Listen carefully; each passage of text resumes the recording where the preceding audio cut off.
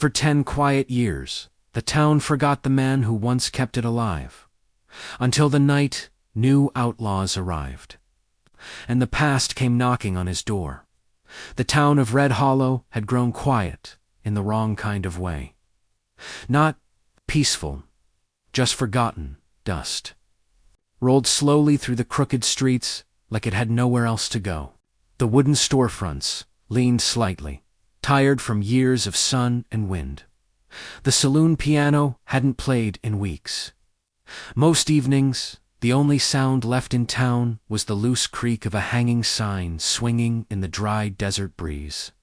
There was a time when Red Hollow was different. Back then, people walked these streets with their heads up. Shop doors stayed open after dark. Travelers stopped for whiskey and stories before heading west, and at the center of it all stood one man, Sheriff Thomas Hale. For nearly 20 years, Hale had been the law of Red Hollow. He wasn't the fastest gun in the territory, and he wasn't the loudest voice either. But when trouble rode into town, it somehow knew his name before the dust settled. People trusted him, criminals feared him, and somehow he always kept the balance. But time moves on. 10 years ago, Sheriff Hale, quietly, pinned his badge to the wall of the small jailhouse, walked out the door, and never looked back.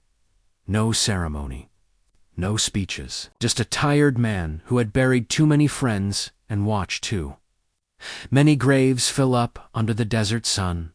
The town elected a younger sheriff after that, then another and another. None of them lasted very long now.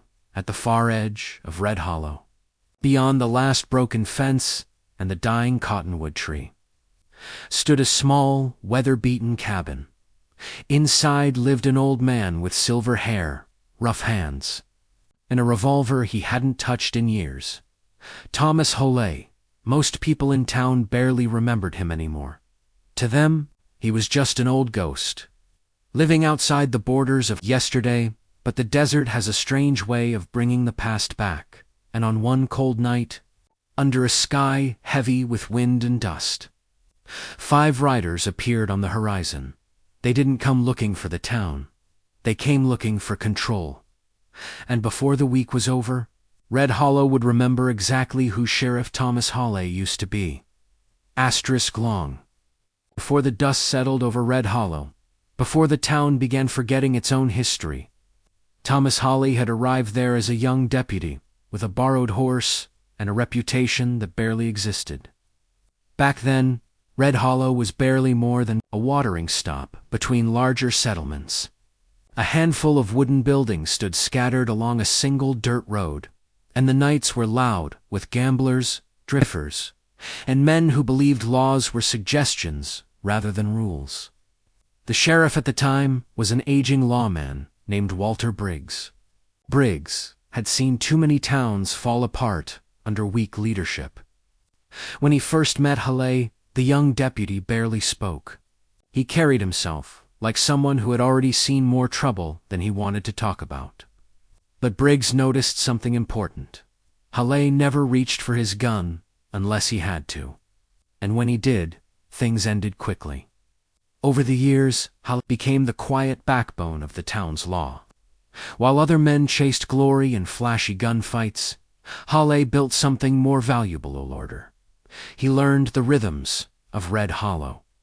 Which ranchers paid their debts, which gamblers cheated, which drifters were harmless, and which ones brought violence with them like a shadow. When Sheriff Briggs finally died one winter morning, the town didn't argue about who should replace him. Thomas Hale became sheriff without a single vote cast against him. For nearly 2 decades, he held the badge. During those years, Red Hollow survived cattle feuds, train robbers, and more than a few desperate outlaws trying to make a name for themselves. Many came believing the town would be easy prey. Most of them left in chains. The ones who didn't leave at all were buried outside the northern ridge, where the desert wind slowly erased their names. But wearing the badge carried a cost. Every decision carved another mark into Hale's life. He arrested men he once drank whiskey with. He sent thieves to prison who begged for mercy. And sometimes, when the law left no other option, he pulled the trigger first. The hardest moment came 15 years into his time as sheriff. A young outlaw named Caleb Mercer rode into Red Hollow with a gang of 3 men. Mercer was reckless, violent, and hungry for reputation. He robbed the town bank in broad daylight, killing a clerk who tried to stop him. Hawley tracked them through the desert for 2 days. When the dust settled from the final gunfight in a dry canyon miles from town, Mercer was the only one still standing. But even he didn't walk away. The story spread across nearby territories. Some said Hale was the calmest gunfighter they had ever seen. Others said he had the coldest eyes in the West. But none of those stories mentioned the part that mattered most. Every year after that fight, Hale visited the grave of the bank clerk, and every year he stayed a little longer. Eventually, the weight of the badge began to feel heavier than the gun on his hip. Friends had died, enemies had multiplied, and the town he protected no longer looked at him the same way. So one quiet morning, without explanation, Thomas Hale removed the star from his chest and placed it on the jailhouse wall. He rode to the edge of Red Hollow and built a small cabin where the desert stretched wide and silent. He told himself the town no longer needed him, and for 10 long years. It seemed like he was right. The 5 riders entered Red Hollow. Just before sundown, dust followed them like a warning. People noticed immediately. Towns, like Red Hollow, survived by reading danger early. And there was something wrong about the way those men rode in slow. Confident, like they already owned the streets. The first place they stopped was the saloon. Within minutes, the quiet town began to change. Voices inside the saloon grew louder. Chairs scraped across the wooden floor. Someone laughed in a way that carried too far into the street. By nightfall, everyone knew the leader's name: Victor Kane. Kane was the kind of outlaw whose reputation arrived before he did. He wasn't known for quick robberies or quick escapes. Kane believed in something different.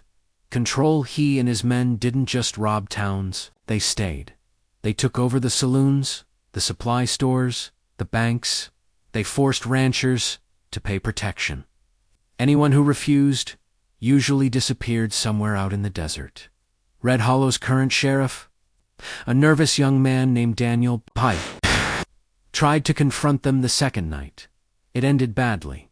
Pike walked into the saloon with his badge shining under the lantern light, telling Kane and his men that Red Hollow had laws. Kane listened quietly while drinking whiskey. Then he laughed. The sound froze every man in the room. Before Pike could even finish speaking, Kane's partner stood up, knocked the sheriff's revolver out of his hand, and threw him into a table hard enough to split the wood. No one moved. No one helped. Pike survived, but the badge didn't. By the next morning, Kane's men were riding freely through the streets. They collected money from the shop owners. They drank whenever they wanted. They slept wherever they pleased. The town had been taken without a single gunfight. Fear had done the work faster than bullets ever could. Word spread quietly between the townspeople. Some whispered about leaving. Others hoped the gang would get bored and ride on. But deep down, everyone understood the truth. Victor Kane wasn't leaving. He had chosen Red Hollow. 3 days later, something else happened. 2 ranchers tried to resist Kane's demands for payment. By the time the sun set, both men were tied to the posts outside the saloon, beaten. Badly enough that even the bravest townspeople refused to look. That night, the town felt smaller than it ever had before.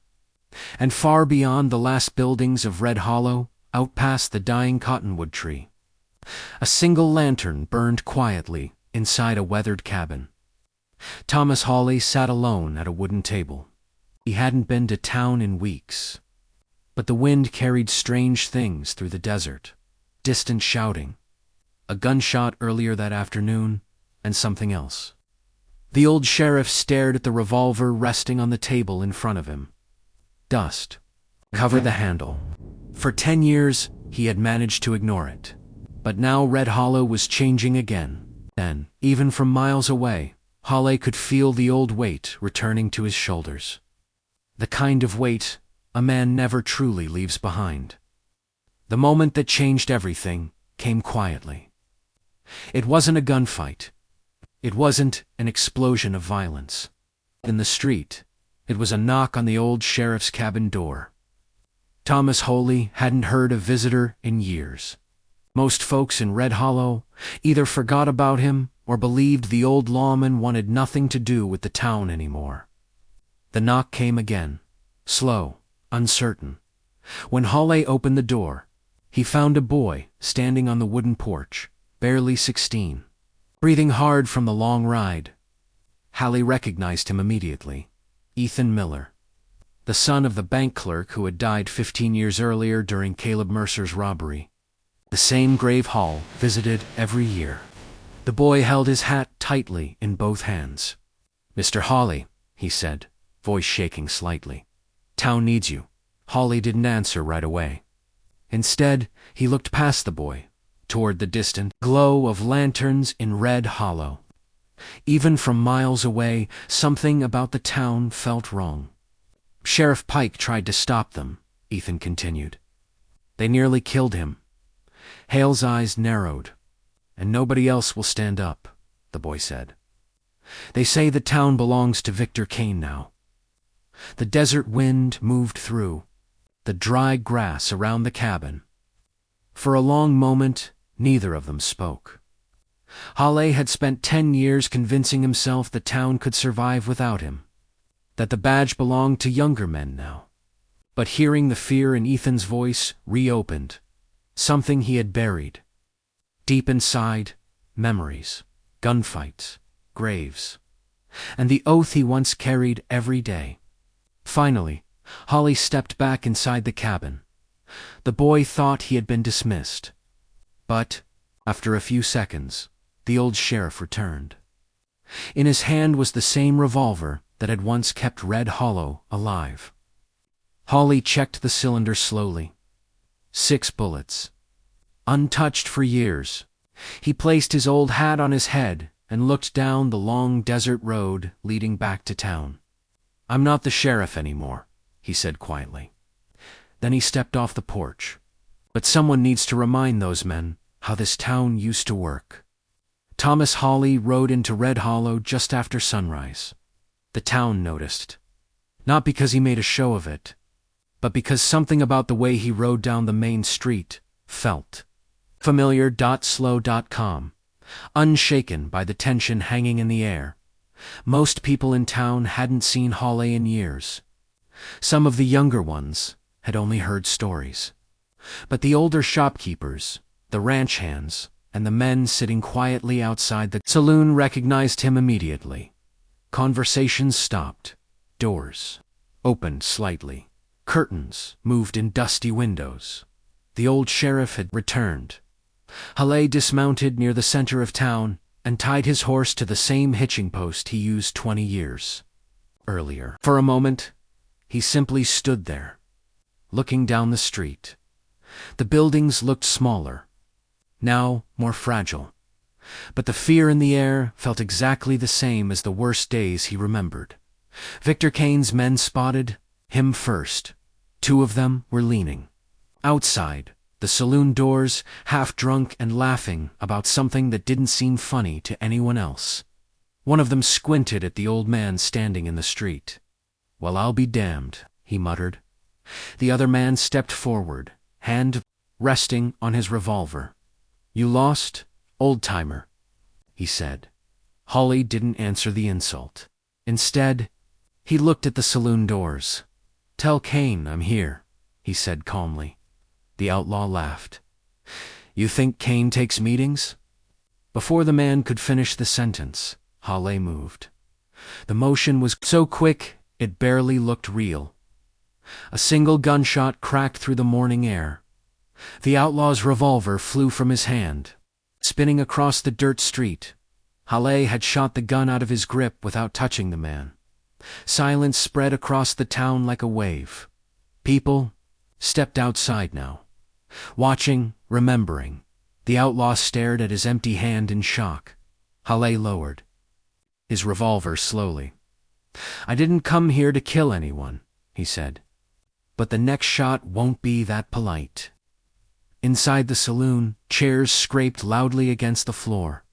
The doors burst. Victor Kane stepped outside with 3 men behind him. He was taller than most people expected, calm, clean-shaven, the kind of outlaw who looked more like a businessman than a killer. Kane studied Hale carefully, then he smiled. "So the ghost of Red Hollow finally came back," Kane said. The old sheriff didn't move. The street had gone completely silent now. Kane stepped forward slightly. "You know," Kane continued, "I've heard stories about you. They say you used to run this town." Hale met his eyes. "Used to?" Kane chuckled. "Well, that's the problem with old stories." He gestured toward the street behind him. "They don't stay true forever." For a moment, neither man reached for a gun, but everyone watching understood something important. The town had just crossed a line, and there was no going back. The wind moved slowly through the street, lifting thin spirals of dust between the 2 men. Victor Kane and Thomas Hale stood facing each other in the center of Red Hollow. The entire town watching from doorways, windows, and shadowed porches. No one spoke. Kane studied the old sheriff with careful curiosity, like a man inspecting an artifact from another time. "You're older than I expected," Kane said finally. Hale didn't respond. His eyes moved briefly across the street, measuring distances, the way Lawman always did. 6 steps to the hitching post, 10 to the water trough, 20 to the saloon doors. Everything still exactly where it had always been. Kane noticed the glance and smiled slightly. "You think this is your town again?" he asked. "No," Hale said calmly. A few people leaned forward, trying to hear every word. "I think it's still theirs." Hale nodded toward the townspeople watching silently from the edges of the street. Kane followed his gaze and chuckled. "These people," he said. "They didn't stop us when we rode in. They didn't stop us when we took their money. And they didn't stop us when we broke their shirt." His voice hardened. "They belong to whoever has the courage to take control." For a moment, Hale said nothing. Then he spoke in the same quiet tone he had used for decades. "No." The single word hung in the air. "They belong to whoever stands up first." Kane's smile faded slightly. Behind him, one of his men shifted nervously. The outlaw leader took one more step forward. "You're standing alone, old man." Hale's revolver remained steady at his side. "Not alone," he said. Kane glanced around. No one had moved into the street. The townspeople were still watching from a safe distance. Kane spread his arms mockingly. "Looks pretty lonely, too." "Me." Then Kane's hand twitched toward his gun. The shot came faster than anyone expected. But it didn't come from Hale. A second gunshot echoed from somewhere behind the crowd.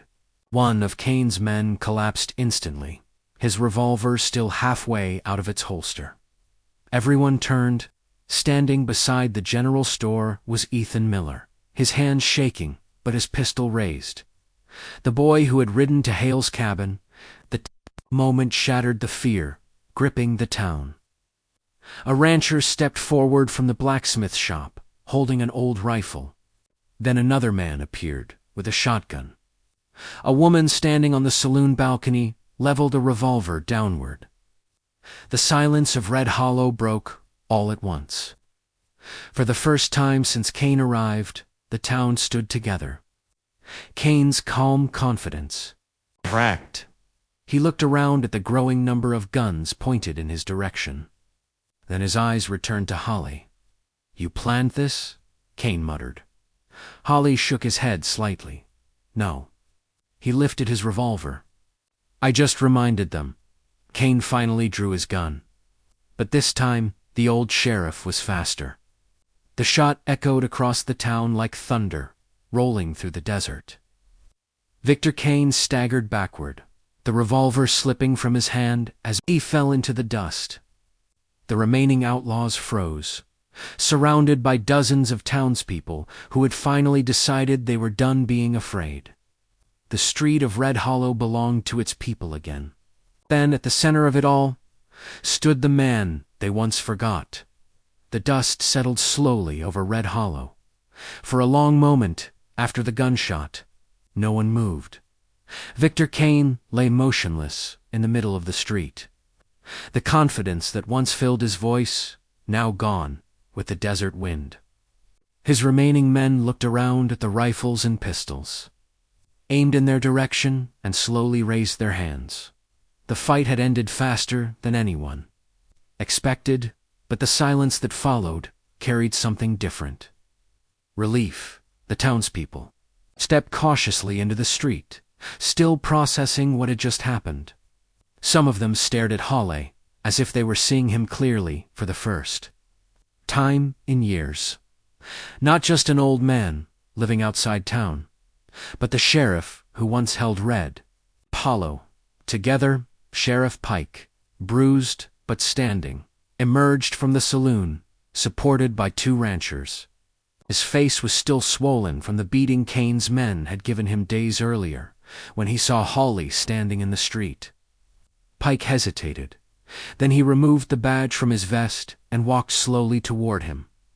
For a moment, it looked like the young sheriff might offer it back. But Holly raised a hand before he could speak. "No," Holly said quietly. Pike frowned. "This town needs you." Hale looked around the street at Etha, Miller, at the ranchers holding their rifles, at the shopkeepers who had stepped out of hiding for the first time in days. Red Hollow didn't look afraid. "That's the point," Holly said. He placed a steady hand on Pike's shoulder. "They don't need me anymore." The young sheriff nodded slowly, understanding what Hale meant. The town had remembered something important, not the legend of an old gunslinger, but the courage they had forgotten inside themselves. Later that afternoon, Thomas Hale saddled his horse. Outside the edge of town, no speeches, no celebration, just a quiet ride back toward the small cabin beyond the cottonwood tree. But this time, as he disappeared into the desert, Red Hollow watched him go, and they would never forget him again. Sometimes, a town doesn't lose its courage. It simply forgets where it came from. One person standing up can remind everyone else who they really are. If you enjoy cinematic frontier stories about forgotten heroes, silent gunslingers, and the moments that change everything, subscribe to Whispers of the West and join us for the next story, Waiting Beyond the Dust.